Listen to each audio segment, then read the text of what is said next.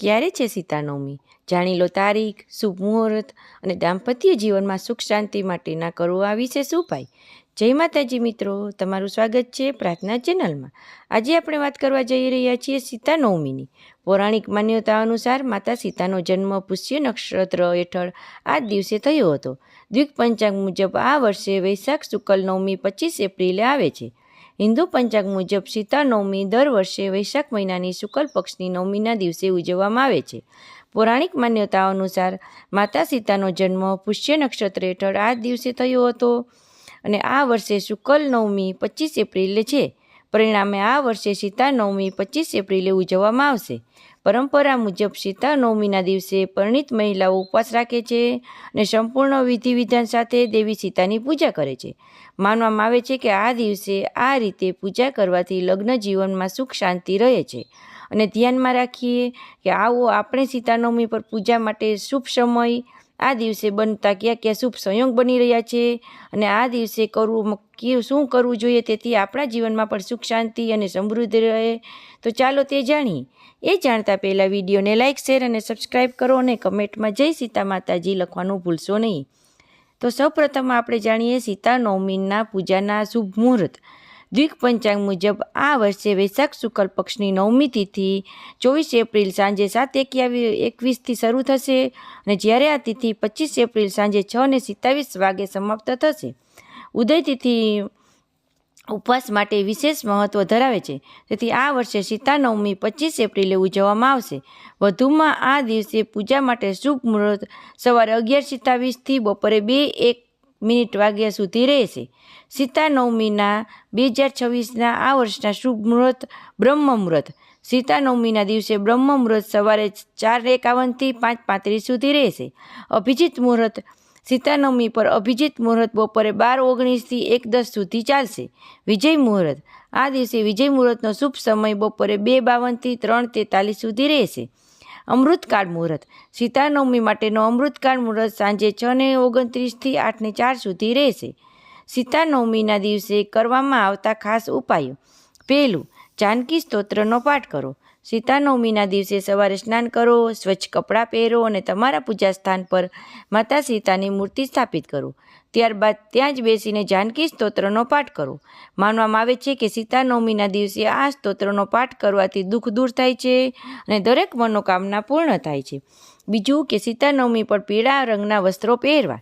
પરંપરા અનુસાર સીતાનવમી પર સવારે સ્નાન કર્યા પછી પીળા રંગના વસ્ત્રો પહેરવા ખૂબ જ શુભ માનવામાં આવે છે. આ દિવસે માતા સીતા અને ભગવાન રામને આ રંગના વસ્ત્રનું અર્પણ કરવા જોઈએ. આ પ્રસંગે માતા સીતા અને ભગવાન રામને પીળા ફૂલ, ફળો અર્પણ કરવા જોઈએ. માનવામાં આવે છે કે આમ કરવાથી ઘરમાં સુખ સમૃદ્ધિ સતત અનુભવ થયા રાખે છે. હવે ત્રીજો ઉપાય છે સિંદૂરના ઉપાયથી સુખી લગ્ન જીવનમાં રહેશે ખુશખુશાલ. તો સીતાનવમીના વ્યક્તિના વૈવાહિક જીવનમાં સુખ, શાંતિ અને સમૃદ્ધિ લાવવા માટે ખૂબ જ મહત્વપૂર્ણ છે. તેથી આ દિવસે વ્યક્તિને દેવી સીતા અને ભગવાન રામની સાથે પૂજા કરવી જોઈએ. તેમના કપાળ પર 7 વખત સિંદૂર ચડાવો અને ત્યારબાદ તે જ સિંદૂર તમારા પોતાના કપાળ પર લગાવો.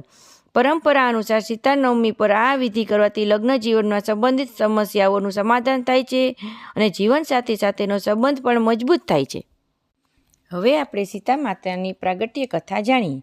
મિથિલાના રાજા જનક એક પરમ જ્ઞાની અને વિદેહી પુરુષ હતા. પ્રચલિત કથા મુજબ એક સમયે મિથિલામાં ભયંકર દુષ્કાળ પડ્યો.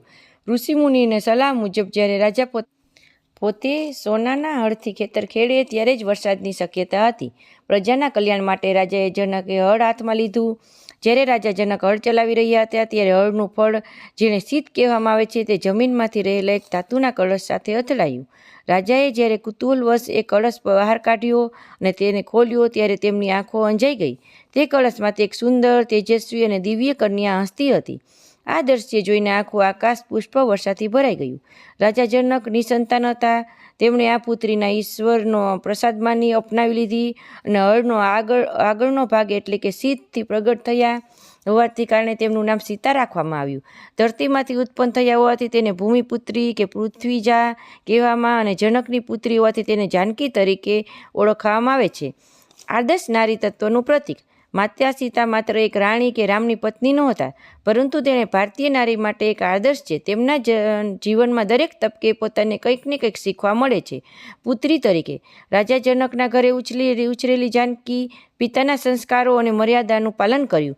પત્ની તરીકે રાજમહેલના સુખોનો ત્યાગ કરી ભગવાન રામની સાથે 14 વર્ષનો વનવાસ જવાનો નિર્ણય તેને અડગ નિષ્ઠા સાથે દર્શાવે છે. માતા તરીકે વાલ્મીકી ઋષિના આશ્રમમાં લવ અને કુશને આપેલા સંસ્કારો આજે પણ માતાઓ માટે પ્રેરણા સ્ત્રોત છે. સીતાજીના વ્યક્તિત્વ પાસાઓ.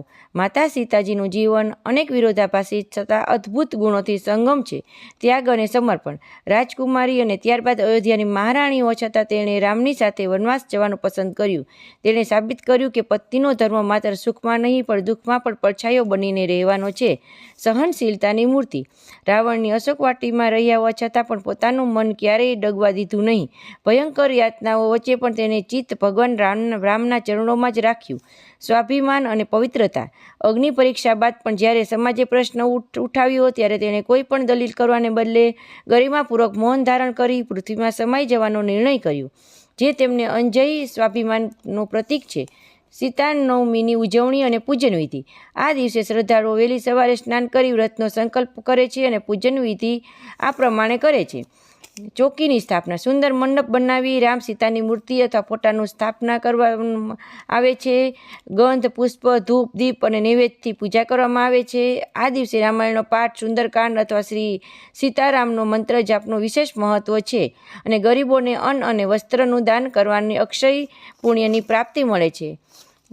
તો મિત્રો, તમને આ અમારે સીતાનવમી વિશેની માહિતી કેવી લાગી તે કમેન્ટ કરીને જરૂર જણાવજો. આવા જ આધ્યાત્મિક અને ધાર્મિક વિડીયો જોવા માટે તમારી મનપસંદ ચેનલ પ્રાર્થનાને સબસ્ક્રાઈબ કરવાનું ભૂલશો નહીં. અને વિડીયો પસંદ આવ્યો હોય તો લાઈક કરો અને તમારા ફ્રેન્ડ સર્કલ અને મિત્રોજનો સાથે જરૂરથી શેર કરજો. જય શ્રી કૃષ્ણ, જય માતાજી અને કમેન્ટમાં જય સીતા માતા